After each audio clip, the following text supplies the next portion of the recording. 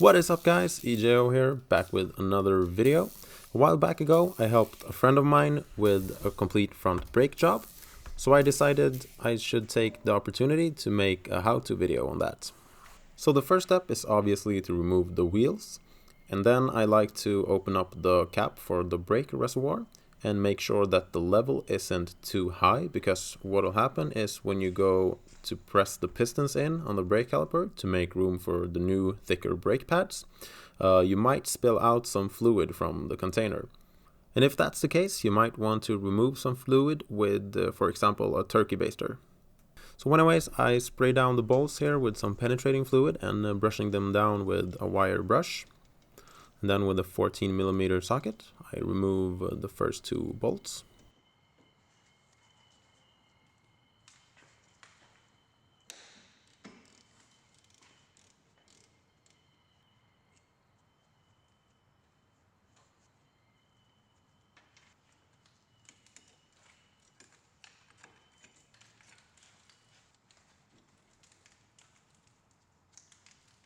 And I try to never hang the brake caliper just by the brake hose. So I attach them to a bungee cord or something like that. And then I do the same procedure on these bigger 17mm bolts that holds the brake caliper holder to the knuckle.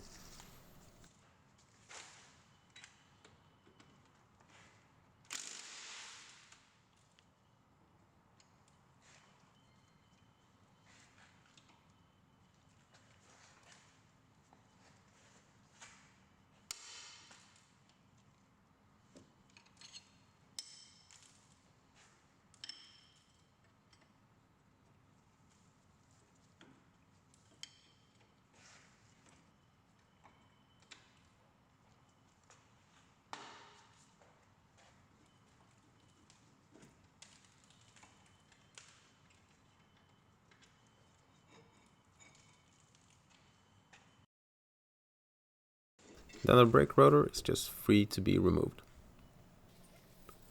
I always like to brush off the hub with a wire brush to make sure that there's no loose rust in there.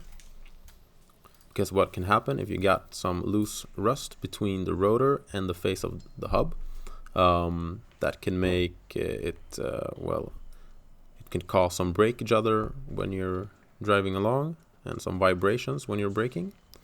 So make sure you have a clean surface and also coat it with a light layer of some sort of anti-seize.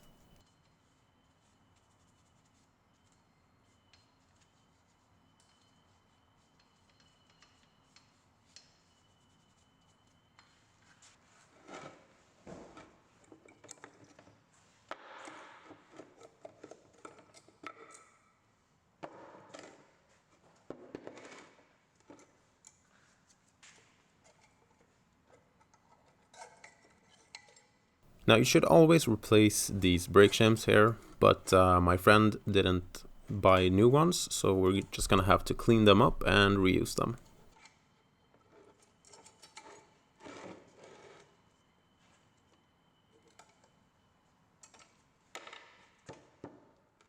And then clean up these surfaces right here.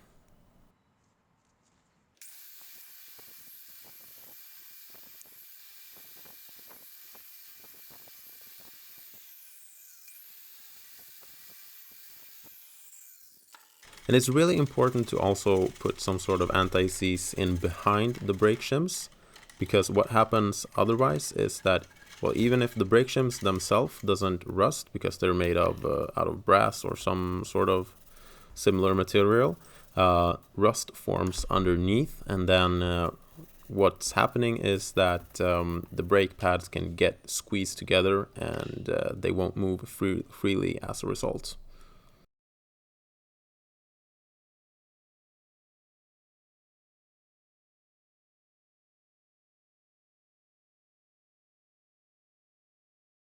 And the glide pins I remove here, and I wipe off the old grease and reapply some fresh new silicone grease. So I usually use silicone grease for the glide pins and anti-seize for where the brake pads slide in and out on the caliper bracket.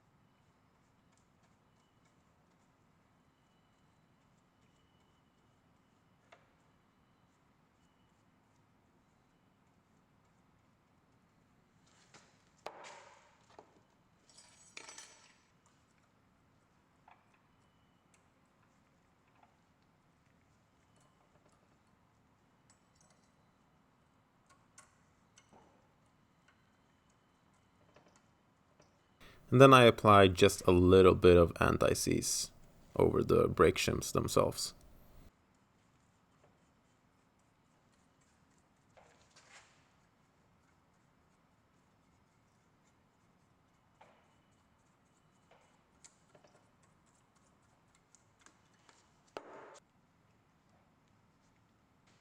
And here you can see the indicator, the wear indicator was mounted on the brake pad that's facing the pistons, as you saw there from the old brake pad. So I just replicate that.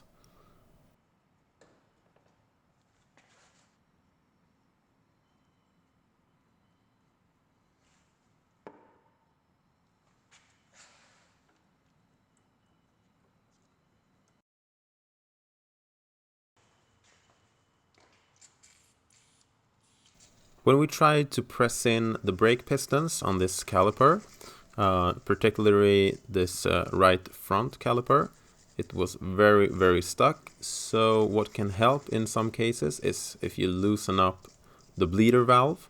That way it's usually a lot easier to press in the brake pistons.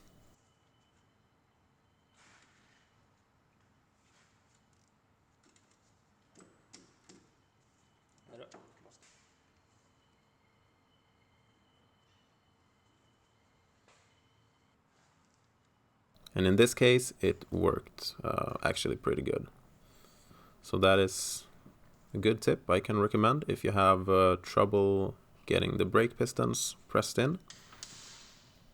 And if it still doesn't work, if you open up the bleeder valve, if the pistons still won't move inwards, you probably have a bad caliper that needs rebuilding or replacing. And then I just go ahead and put on the new brake disc, clean off both sides with some brake cleaner.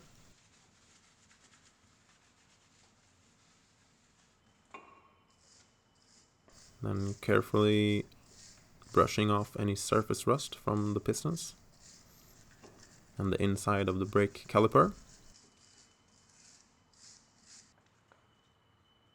And then also applying some anti-seize on the face of the brake pistons themselves. This will help prevent brake noises.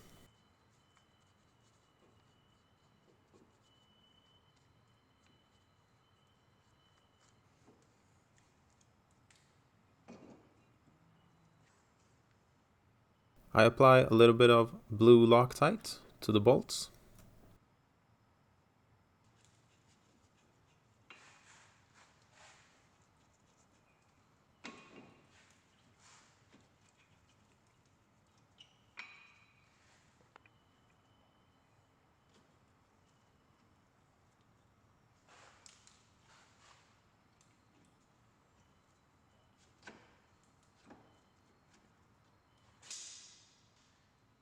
And these big 17mm bolts gets torqued to 80 Newton meters according to a manual that I found online.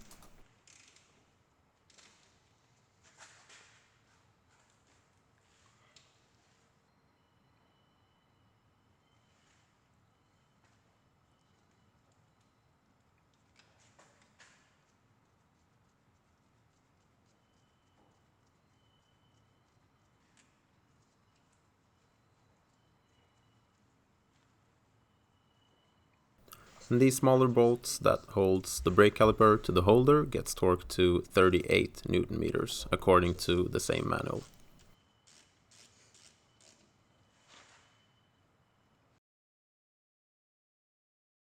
And then we go ahead and bleed the brakes since we opened up the brake bleeder on this side to make sure that no air bubbles are present.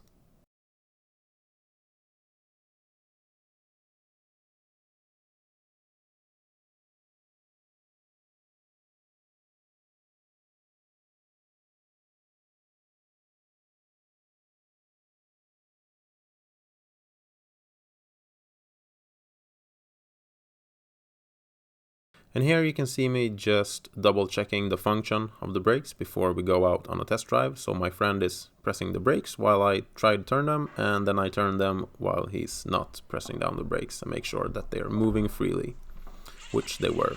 So everything is good there. Just duplicate everything on the other side and you're pretty much good to go as far as the front brakes are concerned. So yeah, thank you guys for watching. I hope you enjoyed this one. Have a great one and see you next time. Bye.